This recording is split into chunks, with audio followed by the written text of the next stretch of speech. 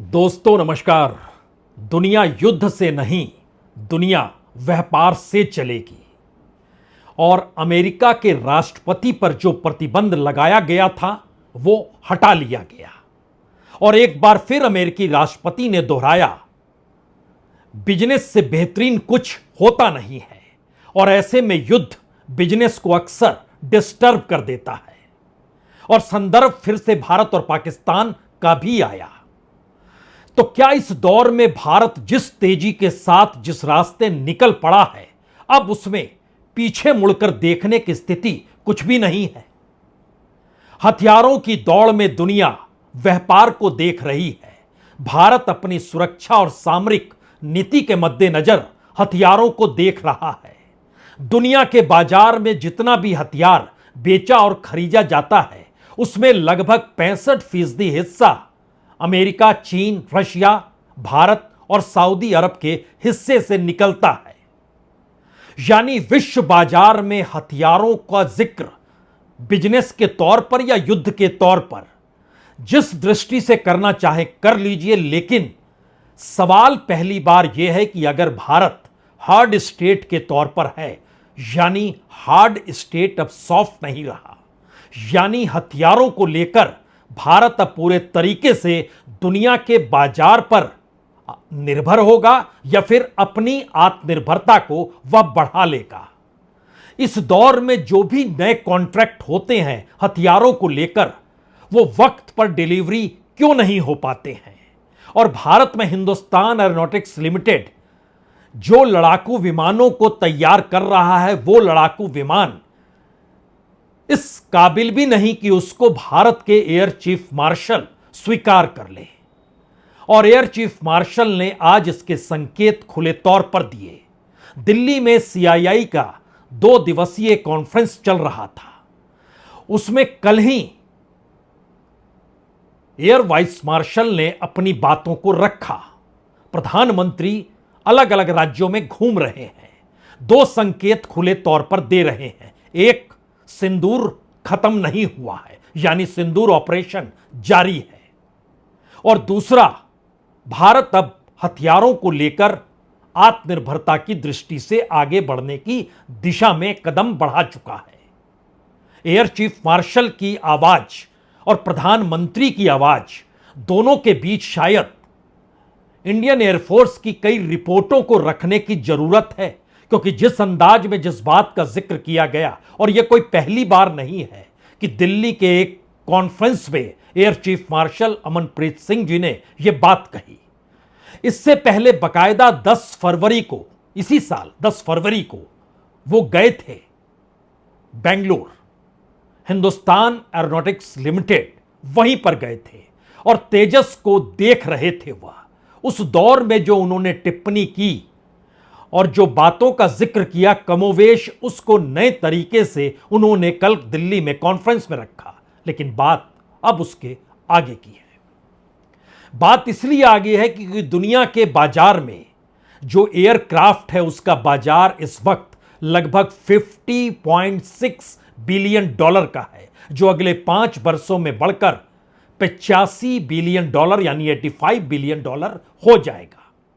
जो आर्म्स और एम्युनिशन है, उसका बाजार इस वक्त $65 बिलियन का है, जो अगले 5 वर्ष में बढ़कर $120 बिलियन हो जाएगा।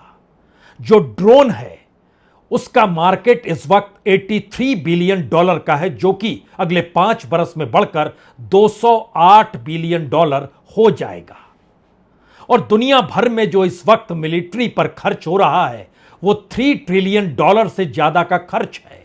सबसे ज्यादा मुनाफा हथियारों को बेचकर अमेरिका, चीन, रशिया, फ्रांस बना रहे हैं, इससे कोई इनकार करेगा नहीं। इस फहरिस्त में जर्मनी भी शामिल हो रहा है, इस फहरिस्त में यूनाइटेड किंगडम भी शामिल है। लेकिन सवाल इस वक्त भारत का है, भारत की उन परिस्थितियों का है जिस दिशा में पहली बार एयर चीफ मार्शल ने कल कहा कि देखिए, हम जो कॉन्ट्रैक्ट करते हैं उस पर आंखें बंद क्यों कर लेते हैं, और जिस कॉन्ट्रैक्ट में आंखें बंद कर लेते हैं वो वक्त पर डिलीवरी होती नहीं। वक्त पर डिलीवरी नहीं होती और स्थिति कितनी नाजुक है। हमारे अपने हथियारों को लेकर कि हम आत्मनिर्भरता की दिशा में क्यों नहीं बढ़ पा रहे हैं, जो सोचना होगा। भारत के बड़े से बड़े दिमाग भी दुनिया के बाजार में कमाल कर रहे हैं, हम उन लोगों को रोक पाने में सक्षम नहीं हैं। हमारे दिमाग बेहतरीन कार बना लेते हैं, लेकिन बेहतरीन मिलिट्री इक्विपमेंट्स क्यों नहीं बना पाते हैं। और हम इस दौर में जिन परिस्थितियों के भीतर हैं, उसमें पहला सवाल तो यही है, क्या वाकई हमारा एक भी कॉन्ट्रैक्ट, जो भी हमने हथियारों को लेकर किया, वक्त पर डिलीवरी आज तक नहीं हुई। जो योजनाएं बनाई, वो योजनाएं आज तक एक भी पूरी नहीं हुई, और ये सेना से जुड़ा हुआ मामला है। Timelines is a big issue. That is where that Vachan part comes in. So once a timeline is given, not a single project that I can think of has been completed on time. So this is something where we have to look at. Why should we promise something which cannot be achieved? While signing the contract itself, some of the times we are sure that it is not going to come up. But we just sign the contract. उसके बाद देखेंगे क्या करना है। दरअसल वायुसेना प्रमुख ने बहुत ही सिलसिलेवार तरीके से जिन बातों को रखा, वो गौर करने लायक इसलिए है क्योंकि इस वक्त देश की राष्ट्रीय नीति और खुद प्रधानमंत्री उस दिशा में बढ़ चुके हैं जहां पर वह सेना के जरिए भारत की ताकत का एहसास समूची दुनिया को कराना चाहते हैं। और air chief martial Amarpreet Singh ये खुले तौर पर कहते हैं कि डिफेंस सिस्टम की खरीद और डिलीवरी में देरी हो रही है। वो कहते हैं कि डिफेंस प्रोजेक्ट समय से पूरा नहीं होते हैं, जिन्हें ऑर्डर दिया जाता है वो वक्त पर डिलीवरी नहीं करते हैं। रक्षा खरीद और डिलीवरी में एक लंबा गैप रहता है और तय सीमा से कई गुना ज्यादा देरी के कारण हताशा सेना के भीतर बढ़ जाती है। और ऐसा एक भी प्रोजेक्ट नहीं जो वक्त पर पूरा हुआ हो। सिर्फ मेक इन इंडिया से काम नहीं चलेगा, अब डिजाइन इन इंडिया की जरूरत है। स्वदेशी हथियार विकसित करने की कोशिश करनी चाहिए। हथियारों का बड़ा हिस्सा विदेश से आता है। इन सारी बातों का जिक्र करते करते एक झटके में हमारी टीम ने निकाला कि दरअसल 10 फरवरी को खुद एयर चीफ मार्शल जब तेजस की डिलीवरी को देखने गए थे HAL हिंदुस्तान एरोनॉटिक्स लिमिटेड में, तब वहां पर क्या हुआ था। वो इसलिए जरूरी है शुरू में बता देना क्योंकि 83 हल्के लड़ाकू विमान तेजस जो MK-1A, उसके लिए HAL यानी हिंदुस्तान एरोनॉटिक्स लिमिटेड को 2021 में करार किया गया। 48,000 करोड़ का यह करार और समझौता है। 70 HTT-40 बेसिक ट्रेनर विमान की खरीद पर भी समझौता हुआ। सितंबर के महीने से उसकी तैनाती हो जानी चाहिए, लेकिन संभव लग नहीं रहा है। और इन सब के बीच जब एयर चीफ मार्शल ये कहते हैं कि जहां तक एयर पावर का सवाल है, क्षमता और सामर्थ्य तो है, लेकिन फोकस अब हमें प्रोडक्शन की दिशा में करना होगा, डिजाइनिंग और डेवलपमेंट की दिशा में करना होगा। रक्षा बलों को उद्योगों से जोड़ना होगा, जिससे यह भरोसा रक्षा बलों के भीतर आए कि जो इंडस्ट्री जिस तरीके से काम कर रही है, उस दिशा में रक्षा बलों की जरूरत कब उसको तुरंत पाने की है। और शायद इसीलिए सिर्फ मेक इन इंडिया प्रोग्राम की बात नहीं है, अब इंडियन एयरफोर्स अपनी पूरी कोशिश लगाए उस दिशा में जहां पर इंडस्ट्री से वो सीधे जुड़ जाए। बड़ी टेक्निकल सी बात आपको लग रही होगी, लेकिन हमें लगता है कि इस देश के भीतर की इंडियन एयरफोर्स की हकीकत को आप समझें, उसके पहले एक बात और समझने की जरूरत है। जब 10 फरवरी को खुद एयर चीफ मार्शल तेजस विमान में पहुंचे थे और वहां बैठे हुए थे, तो वो बातचीत कर रहे थे। उसमें उन्होंने कहा कि मुझसे वादा किया गया था कि मैं जब आऊंगा आपके पास, जो 10 और 11 फरवरी की डेट आपने दी थी, उसमें 11 तेजस MK-1A पूरी तरीके से रेडी होगा। लेकिन यहां पहुंचा हूं तो एक भी सिंगल जहाज रेडी नहीं है। और इतना ही नहीं, सिर्फ एक सॉफ्टवेयर बदलना और उसके लुक को बदल देने से काम नहीं चलेगा। सिंदूर के बाद की परिस्थितियों ने तो इस दुनिया के भीतर वार की सिचुएशन और वार के तौर तरीकों को नए तरीके से डिफाइन कर दिया है। शायद इसीलिए जब हथियार सेना के पास आते हैं तो उसकी कैपेबिलिटी बढ़ती है। और वो कहते कहते यह भी कह गए, मैं जिन बातों का जिक्र कर रहा हूं यह मत समझिएगा कि मैं आप पे निशाना साध रहा हूं। मेरी उंगली आपकी तरफ उठेगी तो 3 उंगलियां खुद मेरी तरफ होगी, और अगर आप मुझे गलत साबित कर दे जो मैं कह रहा हूं तो मुझसे ज्यादा खुशी किसी दूसरे को नहीं होगी। इस वाकये के बाद बकायदा एचएएल की तरफ से एक जानकारी दी गई उसी दिन फरवरी के दौर में ही, इसी साल फरवरी के महीने में, कि दरअसल जो जनरल इलेक्ट्रिक है उससे इंजन की डिलीवरी होती है जिसमें देरी हो गई, और 12 F404 इंजन जो LCA Mk-1A के लिए इसी साल मिलने थे उसमें देरी हुई। इस वजह से हम एयरक्राफ्ट तैयार नहीं कर पाए और मैन्युफैक्चरिंग प्रोसेस अब हम शुरू करेंगे। हमें लगता है उस दौर में जो बात फरवरी के महीने में की जा रही थी, पहले उसको सुन लीजिए, उसके बाद वो पूरी हकीकत आपके सामने आएगी कि दरअसल हम खड़े कहां पर हैं और जिन बातों का जिक्र एयर चीफ मार्शल कर रहे हैं और जिन बातों का जिक्र प्रधानमंत्री रैलियों में कर रहे हैं उसके बीच रिपोर्ट क्या कहती है। That is something that the chair should have sorted out by now. Because if you got 200 aircraft order and you still are worried about dependency, I can understand engine part. That is totally understandable. We never pushed. But now also we just ordering 99.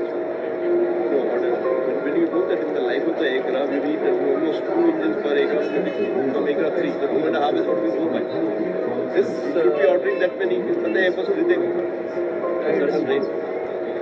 At the moment, I am just not confident of HA, which is very very wrong thing to happen. No, just by one change of one software to other software or some other looks doesn't change. When the weapon comes in, when the capability comes in, then it is not well.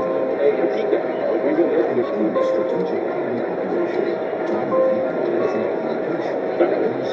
मजा नहीं आ रहा। जिन बातों का जिक्र air chief martial ने HAL के अधिकारियों से किया उसमें इन बातों का भी जिक्र था कि दरअसल 3.5 साल और लगेंगे आपको 87 LCA Mk-1A को डिलीवरी देने में। बाकी के जो 97 जेट हैं वो 2031-32 तक पूरा होंगे। हर साल 24 जेट आप बना पाएंगे जिसका जिक्र खुद आप कर रहे हैं। लगभग 1,30,000 करोड़ का जो पूरा समझौता इस दौर में 97 LCA Mk-1A को लेकर हुआ और 156 लाइट कॉम्बैट हेलीकॉप्टर को लेकर हुआ, उसकी डिलीवरी कैसे किस रूप में होगी यह भी कहा गया कि दरअसल सब कुछ संभव नहीं है 2035 से पहले। जो फाइटर स्क्वाड्रन है, जो फाइटर स्क्वाड्रन के भीतर जो मौजूदा वक्त में जितनी बड़ी तादाद में तुरंत लड़ाकू विमानों की जरूरत है वो संभव नहीं है। तो एक क्षण के लिए हमें लगता है कि ऐसे में इन परिस्थितियों के बीच आपको यह समझना होगा, हालांकि सरकार DRDO जो रक्षा अनुसंधान और विकास संगठन है उसका बजट बढ़ा रही है, अगले 10 सालों में अधिक तैयारी के साथ वो आना चाहती है। इसीलिए इस दौर में 5वीं पीढ़ी के स्टेल्थ लड़ाकू विमानों की घरेलू उत्पादन को मंजूरी दी गई, लेकिन अभी इसे बनाने और तैनाती करने में कितने बरस लग जाएंगे। जब इस बात का जिक्र हो रहा है तो एक क्षण के लिए उस रिपोर्ट पर आइए जो रिपोर्ट इंडियन एयरफोर्स और भारत सरकार के बीच उन रिपोर्टों से साफ होता है कि दरअसल स्थिति है क्या। जो Su-57 रूस के साथ बनाने का विचार था वो एक वक्त थम गया। अब थम क्यों गया इसकी भी एक अलग कहानी है। और इसके साथ ही भारत 2018 में ये विमान रूस के साथ जो विमान बनाने के दौर से हटा, उसके बाद उसने क्या किया। इंडियन एयरफोर्स में 31 फाइटर और कॉम्बैट स्क्वाड्रन है जबकि मंजूरी 42 की है। और यह भी सबको पता है कि जो मौजूदा वक्त में है उसमें 2-3 अगले साल रिटायर हो जाएंगे, फिर उसकी और कमी हो जाएगी। भारत के पास सुकोई 30 अब तक भारतीय वायुसेना का सबसे भरोसेमंद विमान रहा है। लेकिन यहां पर सबसे बेहतरीन चीज इस रिपोर्ट के भीतर समझने की यह है कि जो रक्षा समझौते में स्पष्ट रूप से जो हर कॉन्ट्रैक्ट में कहा जाता है कि 36 से 40 महीने यानी 3 से 4 साल के बीच में आप इस प्रोजेक्ट को पूरा कर लेंगे। यह एक बेसिक कॉन्ट्रैक्ट होता है जिसका जिक्र एयर चीफ मार्शल ने कल किया सीआईआई के कॉन्फ्रेंस में भी। इसको 12 चरणों से होकर गुजरना पड़ता है। हर चरण में कोई ना कोई रुकावट आ जाती है, देरी आ जाती है। इसीलिए प्रोजेक्ट जो होता है वो 36 से 40 महीने नहीं, यानी 3 से 4 साल नहीं, बल्कि 7 से 10 साल लग जाते हैं, यानी 72 महीने से 120 महीने तक का वक्त लग जाता है। इतनी देरी होती है। और जो एडवांस मीडियम कॉम्बैट एयरक्राफ्ट है उसकी जो मंजूरी मिली है, उसका पहला प्रोटोटाइप जिसको कहा जाता है वही 2035 में आएगा। 3 साल प्रोडक्शन में लगेंगे, यानी 13 साल तब जब कोई भी देरी नहीं हो, जिसकी अब इजाजत मंजूरी दी गई है, जिसको जिक्र हो रहा है कि भारत की ताकत इससे जबरदस्त तरीके से बढ़ जाएगी। यानी अगर 13 साल और जोड़िएगा तो यह 2035, 2038-40 तक यह advance medium combat aircraft Bharat को मिल पाएगा अपने तौर पर बनाने को लेकर। लेकिन रिपोर्ट इसलिए एक ऐसी स्थिति को पैदा करती है जो बतलाती है कि हमारे यहां डिफेंस को लेकर और डिफेंस के इक्विपमेंट्स को लेकर जो फैसले जिस रूप में हुए हैं वो शायद चौंकाने वाले हैं। क्यों? क्योंकि 5वीं पीढ़ी के लड़ाकू विमानों को विकसित करने के लिए रूस के साथ जो बातचीत शुरू हुई थी वह 2007-8 में हुई थी। जी, मनमोहन सिंह उस समय देश के प्रधानमंत्री थे। 11 साल बातचीत चली। जब प्रधानमंत्री नरेंद्र मोदी आ गए 2018 तक यह बातचीत चल रही थी। इस बातचीत में भी $24 करोड़ खर्च हो गए। 2018 में मान लिया गया कि यह संभव हो नहीं पाएगा और भारत उस बातचीत से बाहर निकलकर आ गया। लेकिन रूस अपने तौर पर उस पर लगा रहा, काम करते रहा और उसने सुकोई 57 बना दिया। भारत हट चुका था, उसने बना दिया। अब सवाल यह था कि अगर भारत बना रहता तो हमारे पास भी एक स्टेल्थ फाइटर जेट तो होता, जो इस वक्त नहीं है। दूसरी बात, जो इंडियन एयरफोर्स के लड़ाकू विमानों में जो 42 स्क्वाड्रन मंजूरी दी गई है कि आपके पास इतना रहना चाहिए, वो सिर्फ 30 है। 30 में से 2 या 3 स्क्वाड्रन अगले 1-2 साल में रिटायर होंगे, घटकर ये 27-28 पे आ जाएंगे। फिर क्या स्थिति होगी? इंडियन एयरफोर्स ने 2018-19 में 114 लड़ाकू विमानों का प्रस्ताव दिया, जिस पर आज तक कोई प्रगति हुई नहीं है। जो रफेल भी आया वो भी 2007-8 में बातचीत शुरू हुई थी। 2016 में प्रधानमंत्री मोदी फ्रांस गए तो उन्होंने फाइनल समझौता किया, उसकी डिलीवरी 2018 में हुई। लेकिन इस दौर में पहली बार राफेल को लेकर भी अंतर्राष्ट्रीय तौर पर सवाल है कि चीन अपनी ताकत के साथ क्या राफेल को काउंटर कर सकता है। इस सवाल ने फ्रांस के भीतर भी जो डिफेंस इंडस्ट्री है उसकी जड़ें हिला दी है। वेस्टर्न वर्ल्ड इस बात से परेशान है, जिस तर्ज पे चीन का डिफेंस सिस्टम अपने तौर पर डेवलप हो रहा है तो उसकी जानकारी तो वेस्ट को है नहीं। तो क्या इस दौर में कुछ ऐसा नजर आया जिसके बाद राफेल को लिया जाए या ना लिया जाए, या फिर राफेल में कुछ और नए इक्विपमेंट्स जोड़ने की जरूरत है? ये सारे सवाल इस दौर में क्यों खड़े हो गए? और इन सब के बीच अगर आप ध्यान दीजिए तो जो तेजस है, लाइट कॉम्बैट एयरक्राफ्ट जो है, वो 1981 में बातचीत शुरू हुई थी और एक कैग की रिपोर्ट आई थी, सीएजी की रिपोर्ट आई थी। उसमें बताया गया था कि 45% हार्डवेयर जो है वो इंपोर्टेड किया गया, यानी एयरक्राफ्ट का जो जरूरी सिस्टम इंजन होता है, वो स्टेल्थ फाइटर जेट को मंजूरी मिल गई है, लेकिन हम इंजन नहीं बनाते हैं। हम अपना इंजन विकसित अभी तक कर नहीं पाए हैं। और सही मायने में एक बात अगर कही जाए तो भारत में किसी भी इक्विपमेंट को लेकर इंजन बना पाने की स्थिति में भारत अभी आ नहीं पाया है। हेलीकॉप्टर के इंजन की तकनीक फ्रांस से ली गई, उसी के लाइसेंस के सहारे चीजें डेवलप की जा रही है। जो तेजस का इंजन है वो अमेरिका से आता है, जो अर्जुन टैंक का इंजन है वो जर्मनी से आता है।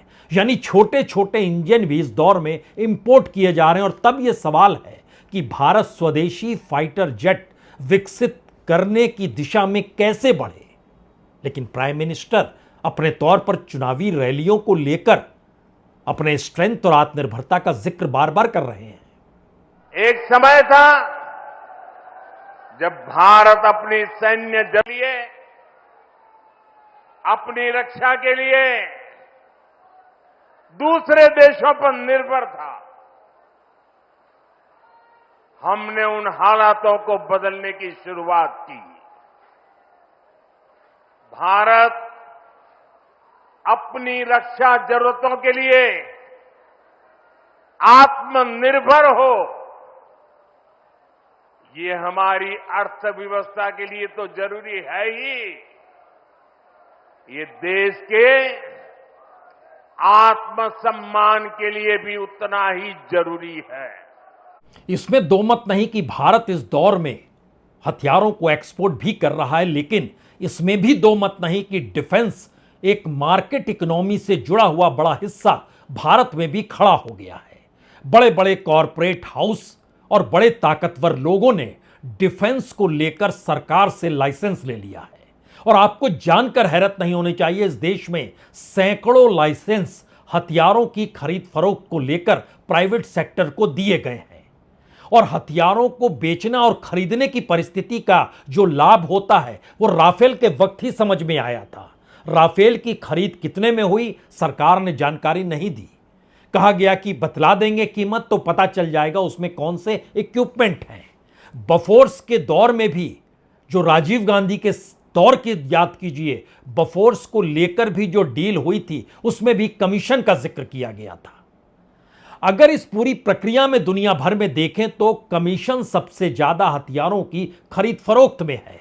तो क्या भारत दुनिया के उन देशों की कतार में आकर खड़ा हो गया जहां पर हमारा डिफेंस बजट ही नहीं बल्कि डिफेंस का मार्केट और उस मार्केट के भीतर कमीशन और कमीशन के जरिए पॉलिटिक्स को प्रभावित करने की स्थितियां भी है क्या? शायद यह सवाल इसलिए बड़ा है क्योंकि अमेरिका भी इस दौर में व्यापार को बड़ा इसलिए मान रहा है, या फिर ट्रेड वार को लेकर उसने दुनिया भर में जो कुछ किया उसमें उदाहरण अदालत के सामने भारत पाकिस्तान के युद्ध के मद्देनजर न्यूक्लियर वार ना हो जाए उस पर रोक लगाने के लिए उसी इकोनॉमी और मार्केट का जिक्र उसने उदाहरण के तौर पर किया कि इसीलिए उसने सीज फायर कराया, जिसका जिक्र हमने कल अपनी पूरी रिपोर्ट में किया था, आपको बतलाया था। अब अमेरिका में इजाजत मिल गई राष्ट्रपति के पास। तो सवाल है कि अमेरिका दुनिया के बाजार में जो ट्रिलियन डॉलर की स्थिति में पूरा बिजनेस हो रहा है उसमें सबसे बड़ा हिस्सा तो अमेरिका का है। और अमेरिका युद्ध के मद्देनजर अपने बिजनेस को कैसे देख रहा है इसके लिए एक बेहतरीन उदाहरण क्रिप्टो करेंसी का है। पाकिस्तान के साथ जिस क्रिप्टो करेंसी की कंपनी ने समझौता किया वो कंपनी ट्रंप के परिवार के लोग चलाते हैं और पाकिस्तान के प्रधानमंत्री शहबाज शरीफ और वहां के सेना प्रमुख मुनीर दोनों से मुलाकात किसी दूसरे ने नहीं, ट्रंप के बेटे ने की।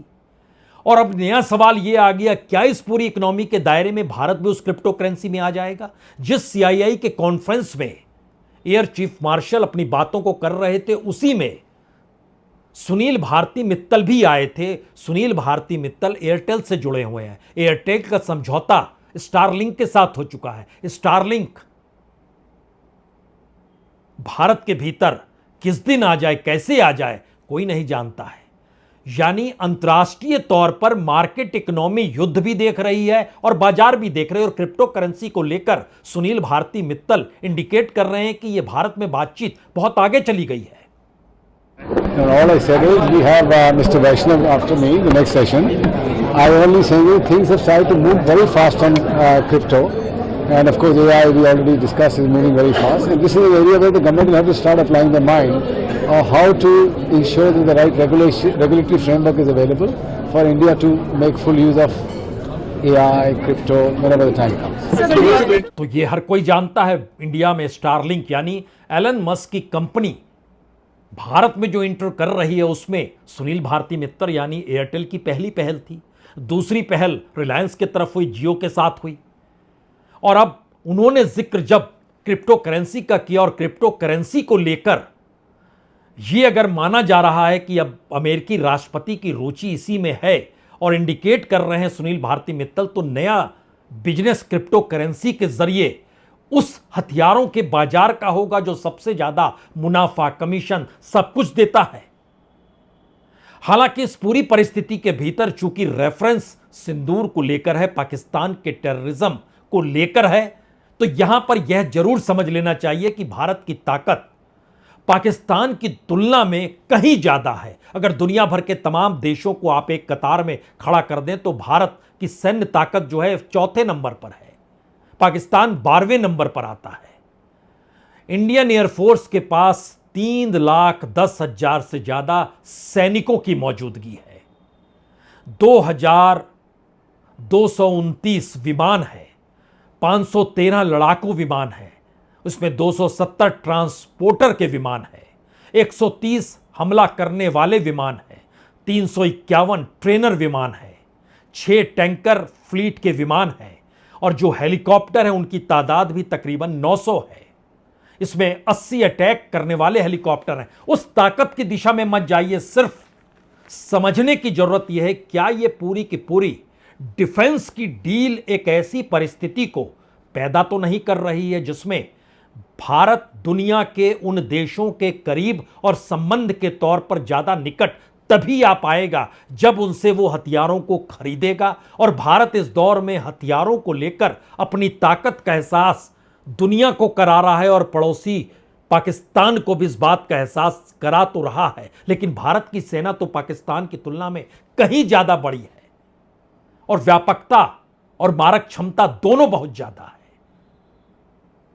तो क्या यह पूरी की पूरी परिस्थिति जिसमें इस बात का खुले तौर पर जिक्र है, युद्ध ऑपरेशन जो सिंदूर ऑपरेशन हुआ, सब परिस्थितियां एक झटके में एक साथ है और एयर चीफ मार्शल कह रहे हैं सब कुछ ठीक है, लेकिन आप जब कॉन्ट्रैक्ट करते हैं तो वक्त पर डिलीवरी होनी चाहिए।